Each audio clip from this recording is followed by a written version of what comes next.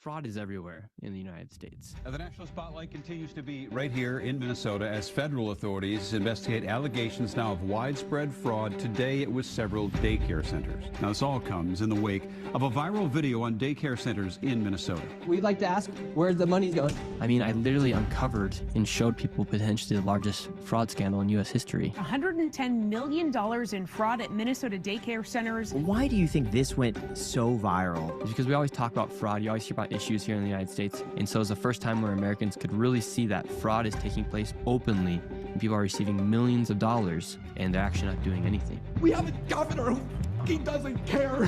What's been the downside to this much virality? They're trying to give people reasons to take me out because of what I've exposed. Police have now appeared on scene. When you were making that video, did you uncover other fraud in the process? This is just the beginning. Nick Shirley, thank you so much for coming on the Iced Coffee Hour podcast. I can only imagine how busy you've been over the past 72 hours. It's been blowing up. It's been the most crazy and hectic 72 hours of my entire life. I got to know, how many times did Elon Musk tweet about you yesterday? Just yesterday alone, referring to my video was 40. 40 times. That had anything to do with the Minnesota fraud scandal. Has he reached out to you? We DM'd, actually. Like, I sent him a DM. I was like, because I noticed he followed me back and that he had been keep retweeting my stuff. I was like, when's he going to follow me? And then he followed me. Then I saw that he followed me. I could see that. I could then send a message. And so I just said, thanks for the support. It means a lot. He's like, yes, thanks for the work you're doing. Wow. Is that all you guys have said? Yeah, that's it. So if you could just briefly explain what you've been going through in the past 72 hours and what is this news that's been erupting everywhere? Yeah, over the past 72 hours, I uncovered what could potentially be the largest fraud scandal in the U.S. history that's been openly discovered on a broad level and a national level to where there's actually proof where people could see with their eyes that fraud was taking place. And so since I've launched my video in the past 72 hours, it's the most viewed video ever by somebody who's not named Mr. Beast. That's a long format video. That's pure organic reach. No ads, nothing like that, just pure organic reach. Over 130 million views on just the video alone on X. And then if you count all the other impressions, it did over 500 million views within 72 hours. When you were filming this, did you expect it to go so viral?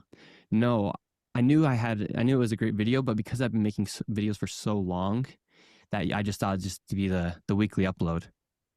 But no, this has completely changed everything. Why do you think this went so viral to that degree? Yeah, there's a mix of why it went so viral. It's because we always talk about fraud. You always hear about issues here in the United States. Oh, fraud, we're sending money there. We're sending money there. Why are we sending money to this country? Why are we sending money to these organizations? How come these politicians are getting rich and how are they doing it? But what I did for the first time ever is I actually went to a location, multiple locations, had the numbers, had the exact amount of dollars they were receiving. And I went and just asked them, hey, can I enroll a child, my son, little Joey, into daycare? Can I talk to somebody? Can I get a brochure? Where are the children at? We don't hear them anywhere. There's no footprints in the snow. And so it's the first time where Americans could really see that fraud is taking place openly and people are receiving millions of dollars for running these daycares, home health care companies, and they're actually not doing anything. Now, a lot of this seems to be the work of David, who spent a lot of time going through this. Who is David and how did you get connected to him? Yeah, so David, he's a man in Minnesota. He's been a lifelong advocate to stop crime and political corruption and to stop fraud inside of Minnesota. Because Minnesota, they have a long history of fraud. This isn't just new that they've been doing these daycares. But I knew about the fraud taking place back in June. I went to Minnesota to do a video about the demographic change, the rise of Islam, how mosques are now replacing Christian churches, is how entire cities and communities are being taken over by the Somali population and people are getting pushed out of these locations. And when I was there, people started telling me about the fraud. They're like, you need to go check the daycares. You need to go talk to the home health care, the assisted living. Like, why are there all these transportation vehicles running around with nobody in them? And I said, well, I can't make the video now, because before I do, I want to make sure you just can't accuse people of millions of dollars of fraud without evidence. And so I continue to work on it and try my best to get the resources and the numbers, but it's super hard. And then David just DM'd me out of the many DMs I get. I just, for some reason, happened to open up David's, and he actually provided value inside of the comment. He said, I have all the numbers. So I gave David a call, and he's like, I have everything. I've been getting information from inside of the Capitol. And he had all the numbers. And I was like, well, are you sure like this is fraud? He's like, this has been happening for so long. I've never seen a child at any of the daycares. I drive by every year for the past 7 years of going to work, and I've never seen a single child. Now, what's David's background? Because I was really curious about him, of how he was able to compile so much information. Is this just like a hobby of his? He's been fighting fraud for years. Even like when he was my age, he was just interested in the well-being of his communities. And so David, he's just seen the fraud, and he's seen the Somali population just expand. He's seen what Tim Walz has done as far as pretty much destroying the state. For instance, Minnesota was in a $16 billion surplus in the last biennium, and now they're in a $4 or $6 billion deficit. So was this already a really well-known local issue? So like people just knew about it in the town, or was this something that like a few people knew about who are really attuned to like, you know, governments and stuff like that? People knew about it inside of Minnesota because the fraud's not new. Like there's videos back from like 2015 where the FBI went into these daycares, or in 2017, they're talking about the fraud, but nobody could really get it to a national level because one, back in those days, censorship's pretty heavy. You didn't have the power of X. You didn't have the power of just being able to post freely onto the internet. And then it was just kind of a local issue. When the local news is doing their videos, they don't really know how to portray something to a way where it reaches national level. And they just have to go through all these different editorial processes versus a YouTuber like me who can edit, film, and then upload, versus going from filming the editing room, okay, final editing process, then we post it on our news website, and then we'll post it onto our YouTube, and then it never actually reaches the masses. And it's usually an older person who people can't relate with. So when you say they are committing fraud, they are creating these daycare centers, they're embezzling millions, defrauding millions of dollars. Who are they? The government in Minnesota, the people at the Capitol, because they're the ones writing the checks, they know that fraud is taking place because they have all of the violations. They have all the many times where a lot of these daycares are ran by the same person. And then 89% of the population that is committing the fraud is Somalians. In terms of fraud, could you walk us through the flow of money step by step in terms of who applies, who pays the money, who is behind that payment, who audits this, and who investigates it? So with the fraud, all the checks are being written from the Capitol. They're all being written from the people inside of the Capitol of Minnesota. And the way they get this money, some of it's federal money, it's also state money. And inside of departments like the Home and Health Services, the HHS, they give funding for things like childcare.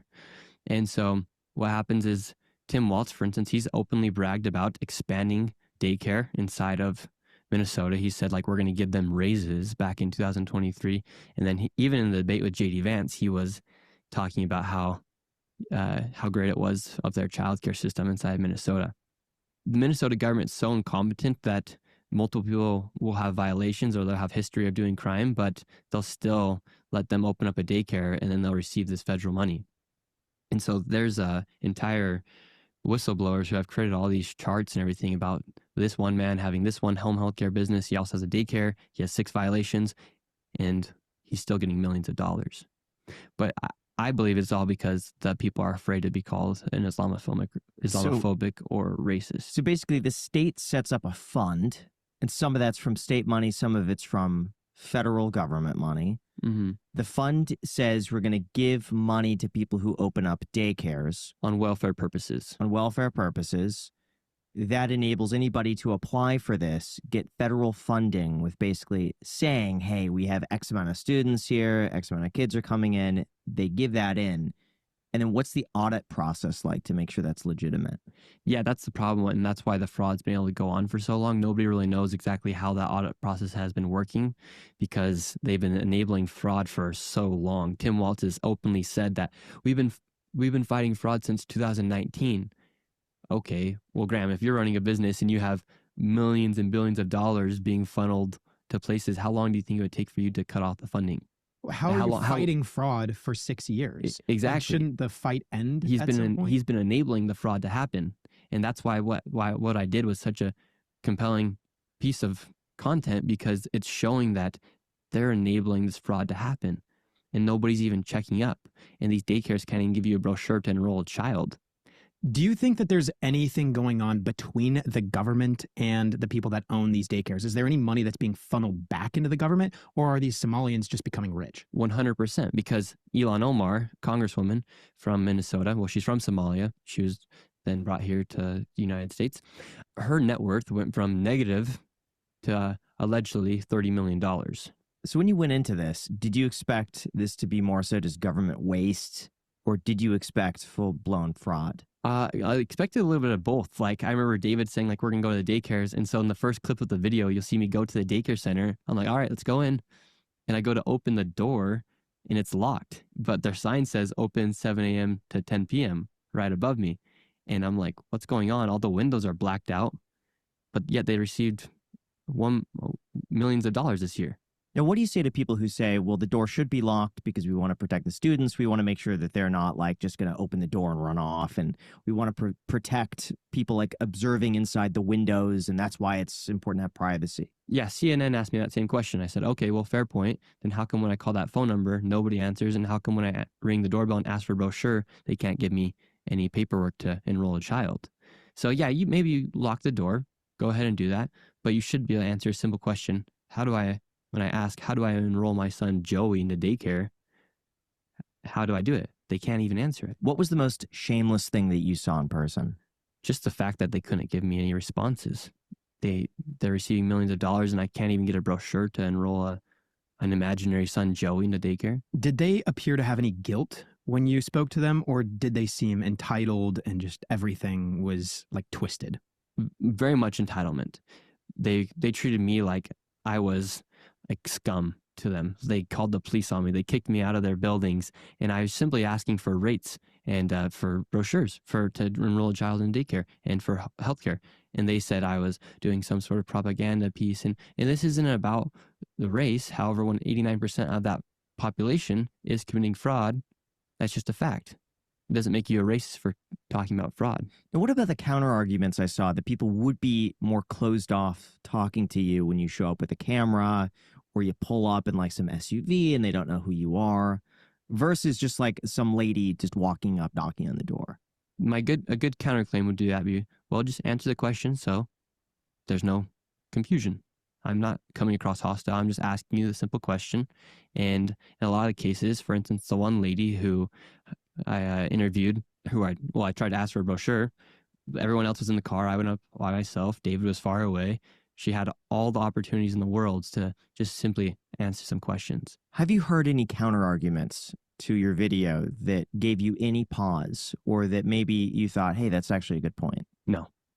You haven't had anybody reach out to you saying that I've actually, had a kid at this childcare? No. I would imagine the mainstream media has tried to come after me so much to the point where they're defending fraud now. One of the daycares I went to, they wouldn't open the door. And then a few days later, since I released my video, CBS then went to the daycare. And I don't doubt that there are some children inside these daycares, because you'd be super stupid to be running these and not at least have a few kids in there. So this one daycare is licensed for 40 children. CBS goes there. The guy can barely speak English, and they do this hit piece on me. And they're like, we're an operating daycare. We have 4 children here. Okay, well, they're licensed for 40 and you're receiving millions of dollars. Each one of those children are worth $250,000 a year for government funding. So how much were these centers making, and how much were people taking home from that? Well, the largest one was $3.45 million.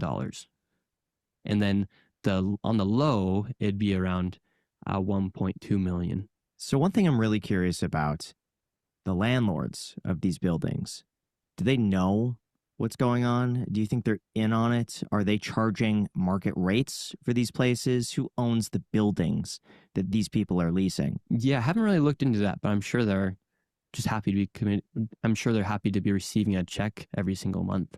Yeah, because I got to say, so when I looked into a lot of Los Angeles and California, it seems as though people will open up these like homeless centers, but they'll pay these absurd amounts in rent. Mm-hmm. And the landlords allegedly go in with the mindset of like, hey, we're going to charge either a lot of money, or we know these people and we could kick back some money to the owner of this building.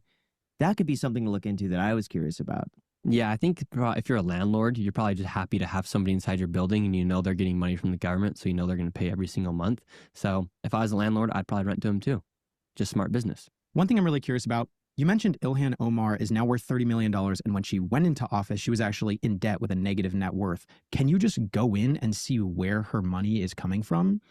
No, I don't think we can, but I think they have to make it public. Like, I think they have to make it public what their net worth is. Congressmen and congresswomen. They have to provide They have a to list provide of something. assets. The IRS would probably be the only one that would know where the money is coming from. Because I think they only receive $175,000 a year with their salary from Congress. It seems like, at least for the population, not necessarily for the Congress people, it would be bipartisan to mandate, if you're in office, you show your net worth when you join office, and then you show all of your tax returns or where your money is coming from while you serve.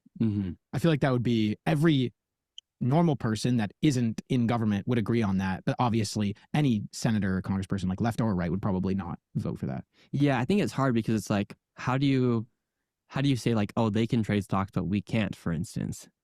But when they're inside Congress, so it's like maybe if that's something that the government should look into, like, okay, if you're going to become a congressman or congresswoman for these 4 years or for however long you're in here, your main focus is just to serve the American people and not to be having outside interest to boost your net worth. Because we can't just say like, hey, no, you can't invest or you're only going to have a 401k. Because if you see an opportunity, you should be able to invest as well. But to have exponential returns like Nancy Pelosi or Elon Omar, that's just very suspicious. Or at least transparency, like where is Ilhan Omar's money coming from? Yes. Like if we were able to just see that she was collecting massive wire transfers from Leering, center, then we'd be able to prove something. Yeah, I think it would give a lot more people more transparency and then also a lot more trust. Why was DOGE not able to do this? What I just did was kind of more of a decentralized DOGE effort in a way where I went about it and did it in a way where people could just go ahead and see it. And I think DOGE, because they're with the government, I bet they'd have a harder time to kind of go out and produce something like this. And I think that's why you see Elon Musk giving me so much support right now, because what I'm doing was kind of like the effort of DOGE, but to a decentralized way where people can see it. Because DOGE, they have all the contracts, and they went and they did cut a lot of the funding, and they did get down to a lot of what was happening. But they saw so much pushback from the public and from the left that they weren't able to go about and make all the changes that they wished they could.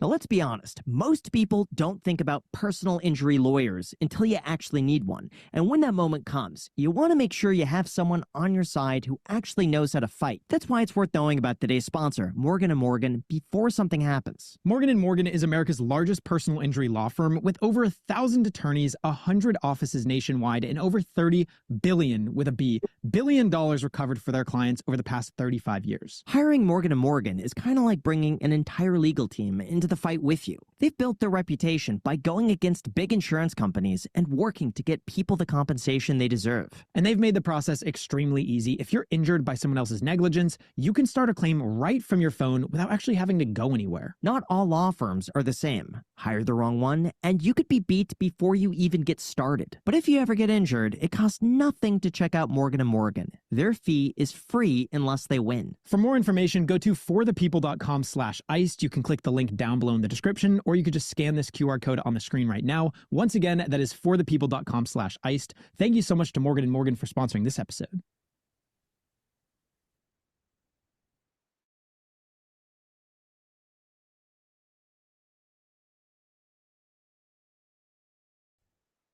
If Elon Musk can't figure it out, it just shows how many guardrails there are. If you were to then solve this issue, what do you think would be the best solution to prevent something like this from happening? And what would a paper trail look like? Yeah, I think now, because of the video, now all of these companies have to prove that they are legit businesses before they receive their funding. All their payments are frozen right now in Minnesota. So if Minnesota actually cared about stopping the fraud, like Tim Walz has been saying for 6 years, what I would have done is I would have done surprise visits. And I would have not notified them when I'm coming, but more so done a surprise visit and say, hey, we're government officials. We just want to see how your business is operating. Okay, if you're licensed for 40 children and you have 35 kids here, perfect. But if you're licensed for 40 children and you have 4 kids here and we're giving you $1 million. We should probably look into this and figure out why this is happening. It seems like it would be very easy to solve on a high level without even doing that by just looking how many centers are operating, how many children do they say are within those schools, and how many children exist in the area. And if you see, hey, there's 3,000 children in this area, but their capacity is 40,000 that we're paying for, then maybe that's a red flag. Yeah, it's a total red flag for a lot of these businesses. And if you drive around Minneapolis, you'll notice, if you start paying attention, you'll notice, wait, why does that industrialized building have a child care clinic? Or why is there an adult daycare right here? And why is there Somali daycare right here? Like legit, like why is there African refugee immigration processes? Or why is there Eritrean services? Like all this weird stuff. What's the need for all that? Like me and you, us three, we all operate a business, whether it be a YouTube channel or selling coffee, selling t-shirts. We have to work and profit. These guys don't have to even conceptualize the idea of turning a profit because they're receiving all this money. And so it's not fair to the hardworking American who is trying to provide for their family, go to work, and then pay normal daycare rates. So is this just Minnesota, or is it like we're driving around in Vegas and I see a daycare? Is it like, is there a chance, hey, it's everywhere throughout the United States? Fraud is everywhere in the United States. And now you're seeing all these other people go to these daycares because a lot of them receive money on welfare purposes. And so, all that information is public. And so you can go ahead and find that information. And if you're suspicious of a local daycare in your area, you could go get the information, or you could just simply go and ask like, hey, is this guy enroll a child in the daycare here, and see it for yourself. But I don't want everyone to start going to daycares and saying, where are the children? Yeah. I think that would be bad. I started seeing a lot of copycats now going and doing this. And so what's hard about that is I actually did my due diligence when I went and made my video. You don't want to see just a bunch of people hopping up to daycares and saying, where are the children? But people also have the right to just simply ask the question. You have houses in Washington State that are legit houses that are licensed for adult daycares or for childcares inside of neighborhoods that you wouldn't even know. See, what I worry about when it comes to copycats is that you have most people who go in with good intentions, who say, hey, I see this upsets me, I want to help. And then you get people who just take it too far. And that's all it takes is you get one person who just starts like absolutely harassing somebody. Maybe it's a legitimate daycare, takes it too far, and it kind of ruins it for everybody. Yeah, I mean, people can do what they want. My job is to do my job. And so like the way I carry about myself is in a way that I can feel good about sleeping at night. If somebody wants to go harass a daycare, we can't stop them from doing it. And it's bad on them for doing it. They should do their due diligence and figure out if it's a fraudulent daycare or not before they show up. So we have a few videos that I found online that basically claim that everything you were saying was fraudulent. So I want to get your response to these viral videos. Yes, I'm ready. So most of our clients, not most of our clients, all of our clients is after school hours. So schools earliest dismissal would be 2:15 to 2:30ish, and the latest dismissal would be up to like 4:30ish, 4:40ish. So that's when our kids come to us. We don't have anyone in the morning. So that man, while he's outside saying that, the commissioner of children at the same time is on a live stream saying that they closed that daycare a week ago. He's lying. The commissioner of children was literally on a live stream at that same moment saying they closed that child care center a week ago. I filmed my video December 16th. And so after I had filmed my video, they then had shut down that daycare. And while he's talking about that, the lady's literally on a live stream saying they closed down the daycare. They're busing in children. And then that same guy is in video partying with the mayor when the mayor got elected. Okay, so I saw that video as well, and I was actually...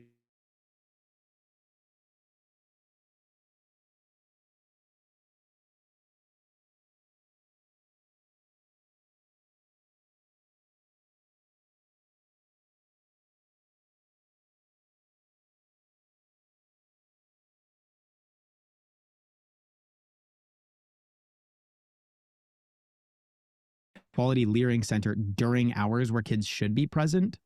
So I went there on December 16th. Their operation hours said from 12 to 10 p.m. However, that's actually illegal to be operating a daycare at that time from 12 p.m. to 10 p.m. And there's actually restrictions in how at the certain hours where they do need to be operating. But the purpose was not to just barge into a daycare. The purpose was to show $1.9 million is going there. It's licensed for 99 children, and there's one door. The door's all blacked out. The sign's spelled wrong. You can't even call the phone number and have anyone respond. There's not a reception for you to be received at. It's a fraudulent daycare. So what about this video then? This is ABC Learning Center in Minneapolis. They have to learn ABC and numbers. Director Ahmed Hassan gave WCCO a tour after finding his daycare in the national spotlight. All right, we've arrived to ABC Learning Center.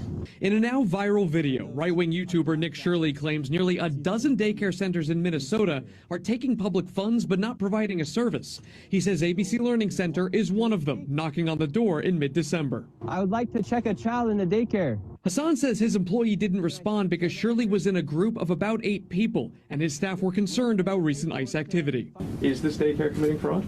No, we're not committing fraud. Hassan showed us security footage from the same day Shirley was here. According to the timestamps in the videos, this woman takes a young child into the center at around 9 a.m. that day. About 3 hours before Shirley